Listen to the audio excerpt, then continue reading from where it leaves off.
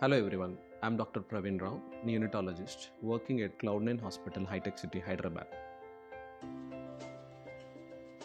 The swaddling is done for the most of the babies, even in the hospital, and it is shown to be beneficial for the baby's temperature maintenance and self-regulation, the pain control. Swaddling can be done at home, provided the baby is in the supine position, that is face up position. If the baby is in the swaddling position, in the head down position, then it will be problematic, or in the side position also, because with the swaddling the baby can't turn from the side position to the face up position, so that will cause the problem with the suffocation. That is one of the important reason the swaddling should not be done in the prone position, that is head down position. And then some of the factors regarding the temperature are also very important. If the baby is bundled a lot with a lot of cloths, then the chances of overheating, and even the overheating of the baby is associated with the seats. Some people, if they use the light on the baby to maintain the temperature, that is also not advisable, because the temperature, if it goes up, it is associated with the seats.